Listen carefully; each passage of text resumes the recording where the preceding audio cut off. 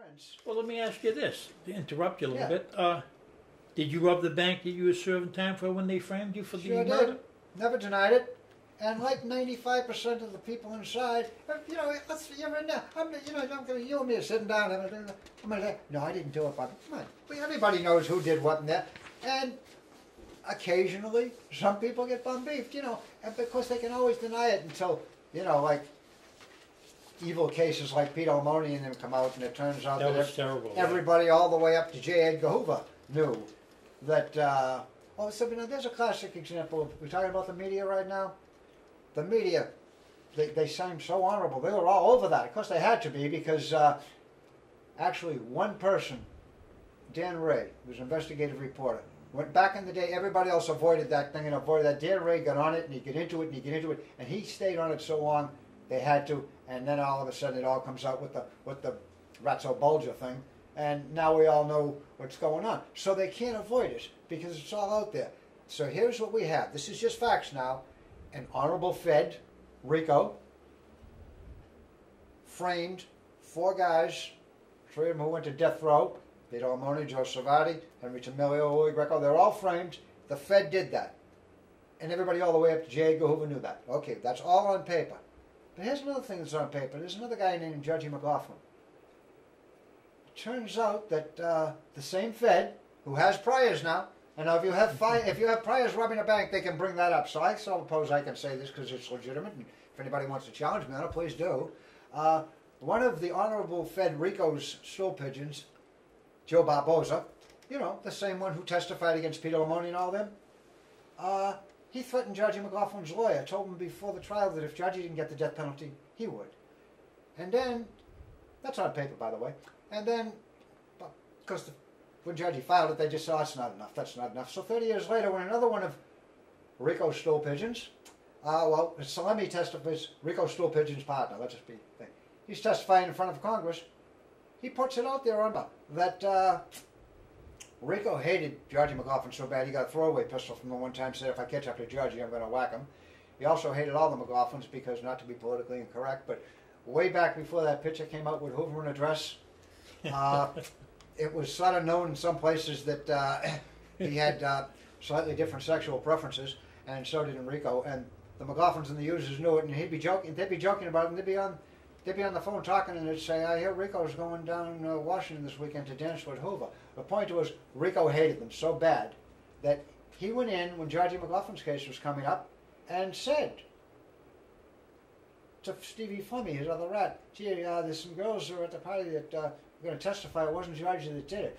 It'd be nice, it'd be nice if somebody go talk to them and convince them not to testify. Well, that's all on paper, and they know that. I don't see that in the paper or on the media or anything. I mean, here's the same Fed doing the same thing, except the thing is, Judge's got 45 years in. He's in his 80s now. I mean, they're hoping he'll die so they can bury the truth with him. So that's my opinion of the media. Well, Stevie, how many people do you know or you believe were framed? Jesus, the list goes on and on and on. I mean, there's so many that I knew. As I said, you go back to Peter O'Moni and that crew there. You go back to... All right, there's somebody I didn't know. Bobby Joe Leister and guys like that. But, like, take somebody like...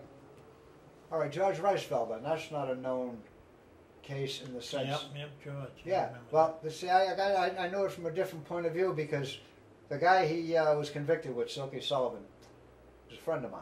And he was a good guy, and the cops hated him. And there was some kind of a score went down, had to do with a payroll or something. I don't remember all the details. But they grabbed Silky Sullivan and George Reisfelder for it. Well, something that was known back on the street in the day. They were over in Charles Street Jail. Somebody that knew the two of them had to introduce them because Silky didn't even know George Reisfelder. It was that simple. But they still brought him in. Go ahead, convict them, go for the death penalty, but they don't get it. A couple of years later down the road, Silky's dying from cancer in there. On the deathbed confession, he told the priest, listen, not for nothing, I'm telling you who it was, but George Reisfelder had nothing to do with it. The priest knew Silky well enough to know that, yeah, he might be all kinds of other things, but he's not going to lie in his deathbed confession. He get into digging into it, and he come up with a retired homicide cop that had been on the case, and the guy admitted, yeah, well, Yeah, we knew Ricefelder didn't do it, but we didn't find out until after we'd indicted him, and we figured it would hurt the case against Silky. And we wanted Silky off the street, so...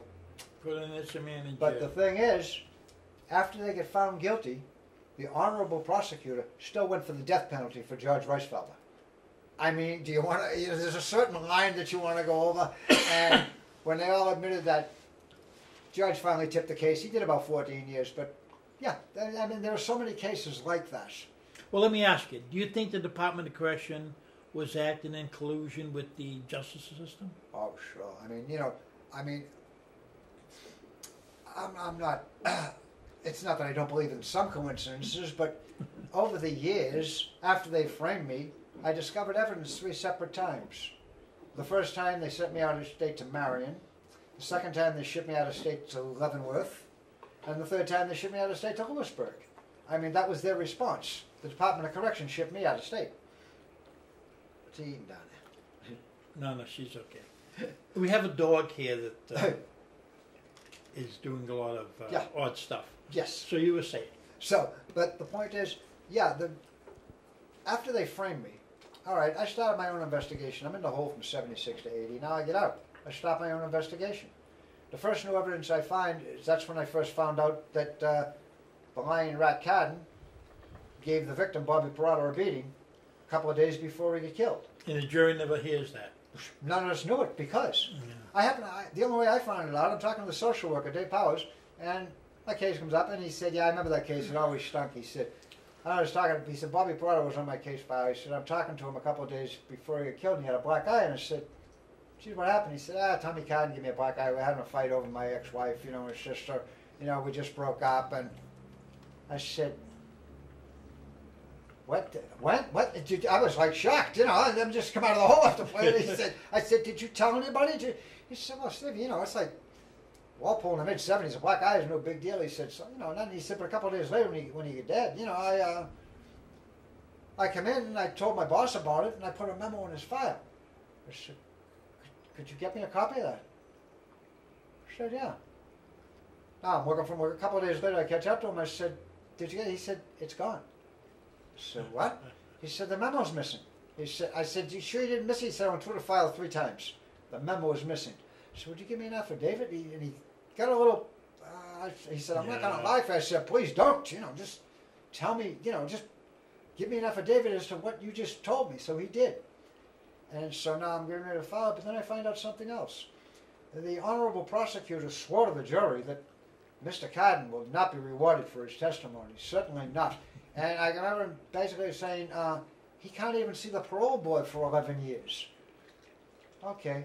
It turns out that 1 month to the day after we were found guilty, the same prosecutor took Carden back in front of his original trial judge, got his 20 to 30 year sentence knocked down to small numbers, got a bunch of other cases dropped, some of them just disappeared, the bank robbery charges, and then after got all that taken care of... No reward.